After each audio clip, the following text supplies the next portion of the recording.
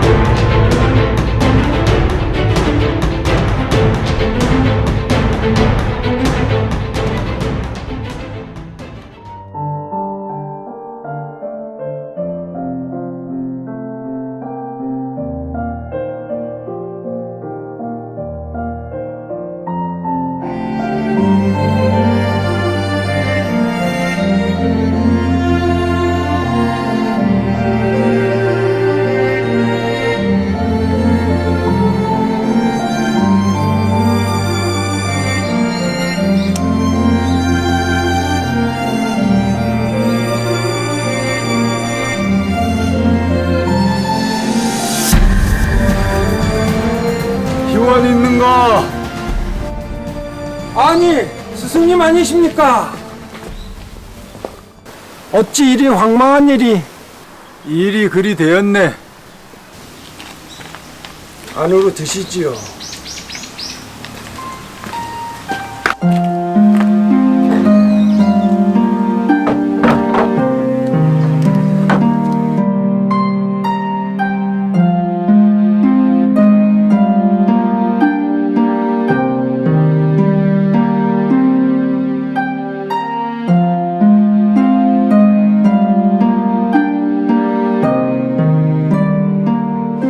스승님, 목숨을 유지하고 도망 다니는 것은 나라의 법과 임금을 기만하는 것이 아닌지요? 그렇지 않소. 나는 국법과 임금의 명을 도피한 것이 아니고 다만 한때 사사롭게 법을 거르치는 사람을 피해서 숨은 것이요. 동인들은 우리 형제가 송강 정철과 친분이 두터운 것을 미워하고 자기들의 단점을 의논할까 의심하여 몰래 해당 관리를 사주하여 4대에 걸친 우리 가문의 양민의 호적을 모두 없앴소. 그리고 자신들과 친분이 있는 동인들을 법관으로 3번이나 바꾸어가며 환천시킨 것이요. 이는 사사로운 자들이 법을 집행한 것일 뿐이요. 곧 정상적인 국법이 아니라 우리 임금이 내린 명령이 아닌 것이요. 만일 사사로운 개인의 법 집행을 따라 잡혀서 죽는다면 오히려 국법을 무시하는 것이 되고 죄가 있어도 3번은 용서해주는 우리 임금의 백성을 사랑하는 어진 은혜를 저버리는 것이 되는 것이요. 이 어찌 국가의 법과 임금의 군명을 참남히 저버리고 잡혀서 죽임을 당할 일인가요? 스승님, 고향을 등지고 도피하는 것은 부모님께 불효가 되는 것은 아닌지요? 그렇지 않소. 순임금은 아버지가 이복 동생과 함께 자신을 죽이려고 할 때 죽지 않고 도망을 하였는데 이는 불효가 아니라 오히려 부모와 동생을 위한 효도의 실천이었소. 만일 아버지와 동생이 자신을 죽이려고 할 때 그대로 죽어버리면 그 아버지와 동생은 자식과 형을 죽인 천하의 지탄받는 아버지와 동생이 될 것이요. 그러므로 순임금이 죽었다면 천명과 부명을 어기는 일이 되는 것이요. 이에 순임금은 화를 피해 도피를 했던 것이요. 이것이 바로 우리 육아의 올바른 직도이요. 은신처를 마련해 주신 스승님의 버신 송강 정철 선생님께는 허물이 되는 것은 아닌지요? 그렇지 않소. 그릇된 법에 미리 죽지 않고 피하고 숨어서 목숨을 보존하여 바른 도리를 구하는 것이 의리에 합당한 것이며 우리의 학문의 도리에 옳은 것이요. 그러므로 사사로운 법을 받들기만 하는 것은 천명에 합당하지 않는 것이요. 이는 천명에 해하려도 이와 같고 군명과 부명에 해하려도 의리에 맞고 우리 학문의 도에도 마땅한 것이기에 도피하여 목숨을 보존하는 이유인 것이요. 그렇다면 정당한 국법과 임금의 명이라면 어찌하실 겁니까? 임금이 정당한 국법으로서 명한다면 내 스스로 자수하여 임금의 명을 따를 것이요.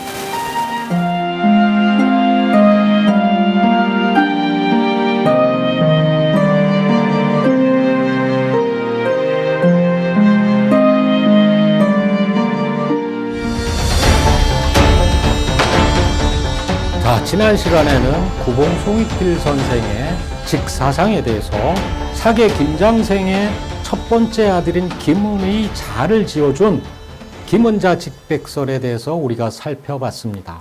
그리고 이번 시간에는 그 두 번째 시간으로서 구봉 송익필 선생의 삶에 있어서의 직의 정신을 살펴보도록 하겠습니다. 물론 시와 편지글에도 나타나지만 다빈설이라고 하는 구봉 송익필 선생의 문집 속에 나와 있는 글이 있습니다. 바로 다빈설입니다. 다빈설이라고 하는 것은 사람들에게 답을 하는 그러한 글입니다. 어떠한 물음에 대한 답이냐 하면 바로 구봉 송익필 선생이 율곡이 죽고 나서 천민으로 추락한 다음 고향인 파주를 떠나서 그 식솔들이 모두 뿔뿔이 흩어져서 도망을 다니게 되죠. 그리고 구봉 선생도 바로 도망을 다니게 됩니다. 그 도망을 다니는 장소는 물론 일목요연하게 이렇게 문집에 나오지는 않았지만 그의 제자인 사계 김장생의 근거지인 논산이죠. 논산은 그때 당시에 전라북도에 속했습니다. 그래서 전라도 지방으로 많이 피신을 다닙니다. 그리고 또 한 군데는 어디냐면 바로 송강정철 선생의 근거지라고 할 수 있습니다. 송강정철 선생의 근거지는 바로 전라북도 광주입니다. 그래서 광주 지역으로도 많이 피신을 다닙니다. 그래서 그의 문집에 보면 광주에 있는 무등산에 올라서 시를 읊은 내용도 나옵니다. 그리고 무엇보다도 사계 김장생이 논산에서 많이 숨겨주기도 하고 그리고 지금 진안에 있는 운장산에도 그 일화가 남아 있습니다. 그래서 도망 다닐 때 피신지였던 곳이 바로 운장산을 꼽을 수 있죠. 그 운장산의 운장이라고 하는 지명은 바로 구봉 송익필 선생의 자아입니다. 구봉 선생의 자가 운장이죠. 그 운장을 그대로 따서 산 이름을 지었는데 개인의 이름으로 산 지명을 갖고 있는 것은 우리나라의 운장산이 유일합니다. 이제 그런 의미에서 지금 현대 전라도 지역 주민들이 이제 의아심을 많이 품고 있기도 합니다. 그리고 구봉 선생이 피신을 해서 돌아가신 곳은 이제 당진입니다. 그래서 당진에는 어떠한 연고지가 있었냐면 사계 김장생 선생의 아들인 김반이 있습니다. 김집 선생의 동생이죠. 김반의 처갓집이 바로 당진에 있었죠. 그래서 김반의 처갓집인 첨추 김진녀의 집에 그 농막을 빌려서 말년에 한 3년 정도 기거하면서 편집글과 이러한 태극문, 그 다음 문집에 어떤 글들을 정리한 뒤에 거기서 66세로 생을 마치게 됩니다. 그런데 그렇게 어떤 그 사사로운 법에 의해서 이제 피신을 다닌다고 구봉 선생이 이야기를 합니다. 그 얘기는 뭐냐면 정당한 나라의 국법에 의해서 천민으로 추락한 것이 아니라는 것이죠. 바로 동인, 이발, 이유양 같은 사람들에 의해서 그 사람들이 법관을 세워서 그 외 증조 할머니부터 천인이었다.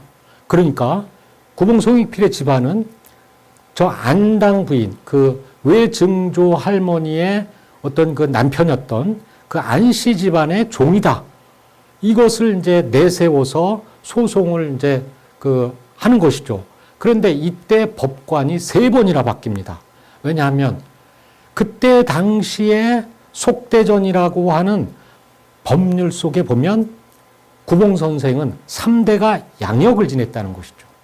그래서 그 할아버지, 아버지, 그 다음 구봉 선생 때도 양역을 지낸 양민이라고 하는 것이죠. 엄연히 법적으로.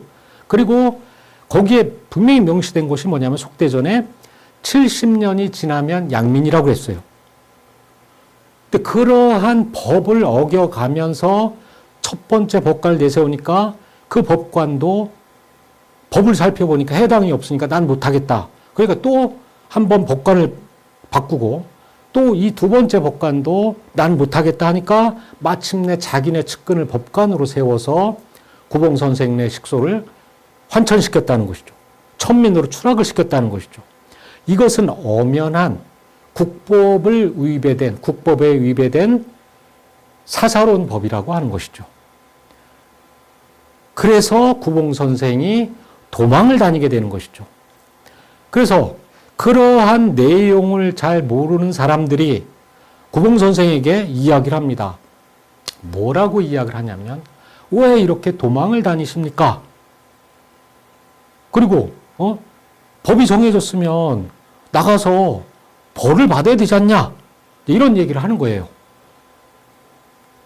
그랬더니 하는 소리가 구봉 선생이 거기에 대해서 이제 답을 한 글이 답인설입니다. 첫 번째는 무엇이냐면 순임금의 고사를 이야기를 하고 있습니다. 순임금의 아버지가 고수인데 순임금을 죽이려고 했죠. 그래서 순임금의 이복 동생인 상과 이 아버지와 이복 동생이 순임금을 여러 번 죽이려고 했어요. 그래서 한 번은 우물을 파라고 해서 우물을 파고 들어가니까 위에서 돌을 떨어뜨렸죠. 그리고 또 한 번은 지붕을 수리하라고 시키고서 지붕에 순임금이 올라갔더니 사다리를 치우고 불을 질렀죠. 이렇게 여러 번 순임금을 죽이려고 했지만 사실은 순임금이 다 알면서 도망을 했다는 것이죠. 근데 순임금이 왜 도망을 갔느냐 이거예요. 만약에 거기서 아버지의 뜻에 따라서 그대로 죽어버리면 편하지 않느냐. 구봉 선생과 똑같습니다. 도망 다니지 말고 너 하나만 잡혀서 죽으면 나머지 식솔들은 편안하지 않겠느냐. 이 얘기하고 똑같은 얘기죠. 그런데 구봉 선생이 이야기하기를 만약에 순임금이 아버지의 뜻에 따라서 거기서 돌에 깔려 죽었거나 불에 타서 죽었으면 그 아버지는 어떻게 됐겠냐 이거예요. 그 아버지는 천하의 몹쓸 부모가 되는 것이죠. 그리고 허무하게 죽어버린 이 자식인 순임금은 천하의 불효자가 된다는 것이죠. 그것이 바로 하늘의 인연인 천륜이라고 하는 것이죠. 그래서 내가 도피를 하는 것이다. 이 얘기를 하는 겁니다. 그리고 임금의 군명을 어기는 것이냐? 전혀 그렇지 않다. 임금이 적법한 법을 내리질 않은 것이고 이것은 사사로운 동인들의 사사로운 법을 어지럽혀서 내린 결정이다. 만약에 이 법에 따라서 내가 나가서 죽어버리면 결국에는 임금에게 불충이 되는 것이다. 왜 그렇죠? 임금 입장에서 생각하면 내가 정당한 국법이 있는데 국법으로 내려서 구봉 송익필을 잡아들여라 한 명령이 내린 법이라면 임금의 명을 따라야 되겠죠. 신하와 백성으로서. 그런데 그렇지 않은 법이라는 것이죠. 만약에 그 사사로운 법에 따라서 어리석게 죽어버리면 불충이 된다는 것이죠. 그래서 하늘의 천명을 어기지 않는 것이고 그 다음 두 번째는 군명을 어기지 않은 것이죠. 그리고 또 하나는 부명이라고 하는 것이죠. 비록 아버지는 이미 오래전에 죽었어요. 이미 오래전에 죽었지만 만약에 자기 자신이 아들인 그 사사로운 법에 나가서 쉽게 죽어버리면 그 아버지의 허물이 벗어지나요? 안 그렇죠. 그러면 사람들이 뭐라고 할 거예요? 사사로운 법에 쉽게 죽어버린 저 사람, 저 못난 사람 이렇게 욕을 한다는 것이죠. 그렇기 때문에 내가 붙잡히지 않는 것이다. 쉽게 붙잡혀서 죽을 수 없는 이유이기도 하다.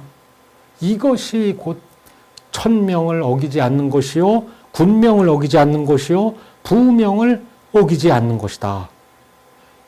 또한 하늘에 죄를 짓지 않는 것이다. 왜? 하늘의 천도의 이치는 뭐죠? 생생생생이죠. 낳고 만물을 낳고 낳는 것이 하늘의 가장 잘하는 이치이죠. 만물의 생명을 창조해내는 것이 하늘의 이치예요. 그랬는데 쉽게 자결을 해? 쉽게 죽어버린다면 하늘의 명을 또한 어기는 것이죠. 그래서 인명이 함부로 쉽게 생각할 것이 아니라는 겁니다. 이러한 이유가 있기 때문에 내가 도망 다니는 것이다 하는 글을 쓴 것이 바로 구봉 송익필 문집에 나와 있는 답인설입니다. 자, 여러분들은 이러한 구봉 송익필 선생의 이야기에 대해서 어떻게 생각을 하시는지요? 자, 그렇다면 구봉 송익필 선생이 그것이 저 직도에 맞는 것이다. 그리고 아까 말씀드린 천명과 군명과 부명에 부합되는 것이라고 이야기를 할 수 있는 근거가 있느냐? 네, 있죠. 무엇이냐면 그렇게 도피를 하다가 뒤에 훗날 선조 임금이 이제 이것도 동인들이 부추겼어요. 구봉 송익필 선생이 도망 다니면서 안 잡히자 선조 임금을 부추겨서 이제 그 선조 임금을 화를 나게 만들었어요. 화를 내게 만들어서 선조 임금이 드디어 국법으로 구봉 송익필 형제를 잡아들여라. 딱 이제 법으로 명을 내렸어요. 그때 구봉 송익필 선생은 홍사년 지금의 부여 관아에 나가서 스스로 자수를 했습니다. 그리고 국법에 의해서 귀양을 갔습니다. 희천으로. 저 평안북도 희천으로 귀양을 갔죠. 그리고 구봉 송익필 선생의 동생은 저 이천인가요? 그쪽으로 귀양을 갔습니다. 그러니까 그의 말과 행동이 일치한다는 것이죠. 사람들을 속이는 것이 아니에요. 혹세무민한 것이 아니라 사사로운 법일 때는 도망 다니다가 그러다가 국법이 임금에 의한 국법이 정당하게 내려졌을 때는 나와서 붙잡힌 게 아닙니다. 스스로 나와서 자수를 하고 귀양을 갔다는 것이죠. 그러니까 구봉 송익필 선생이 이야기한 우리 임금은 우리나라의 정당한 국법은 백성들이 잘못해도 3번을 심사하는 그러한 어진 국법이고 어진 임금이다. 그 얘기를 하고 있습니다. 그러한 어진 임금의 군명을 어기지 않았다는 것이죠. 이런 점에서 구봉 송익필 선생의 직사상을 우리가 볼 수 있다는 것이죠. 그래서 구봉 송익필 선생이 그저 사계 김장생의 아들에게 직백설이라고 하는 자서를 지어준 것으로 그치지 않습니다. 그의 모든 일거수일투족이 친구들과의 우정도 저버리지 않고, 그리고 어떠한 그 하늘의 명과 군명과 부명, 부친까지 다 생각을 해서 실천하는 것이 바로 직도라고 말씀을 드릴 수 있습니다. 여기서 저는 느낀 점이 뭐냐면 바로 순임금의 도를 올곧이 따르고 있지 않았느냐. 순임금의 아버지와 이복 동생을 더 이상 나쁜 사람으로 만들지 않았다는 것이죠. 그렇죠? 그 고난을 다 지냈다는 것이죠. 그러면서도 순임금이 이제 논어에 나옵니다. 아비가 밖에서 죄를 짓고 들어오면 그것을 숨겨주는 것이 우리의 직도다. 이렇게 공자님이 얘기하셨어요. 구봉 송익필 선생님도 마찬가지죠. 그 아비가 그 무고를 합니다. 무고를 해서 어떤 신분의 지위 상승을 위해서 무고를 해서 외삼촌을 무고를 해서 당상관 정삼품까지 계급이 올라갔죠. 신분이. 그러한 어떠한 그 육아에 대한 허물이 있습니다. 그런데도 아버지를 원망하지 않습니다. 그리고 아버지에 대한 어떤 자식으로서의 효도를 다할 따름입니다. 이것이 바로 순임금이 실천했던 직도이고 공자님이 말씀하신 직도라고 하는 것이죠. 자, 여기서 조금 전에 제가 말씀드렸던 공자님의 직도는 논어에 나와 있듯이 아버지가 밖에서 사회에서 죄를 짓고 들어오는데 그 죄를 감싸 안고서 임금짜리라도 다 던져버리고 밤중에 아버지를 등에 업고 도망을 갈 것이라고 공자님이 얘기를 했어요. 그것이 우리의 직도라고 이야기를 했습니다. 근데 그때 당시에도 그러한 것을 물어보는 사람들이 있었어요. 어떻게 물어봤냐면 아버지가 죄를 지어서 자식이 그것을 고발한 사람이 있었다는 것이죠.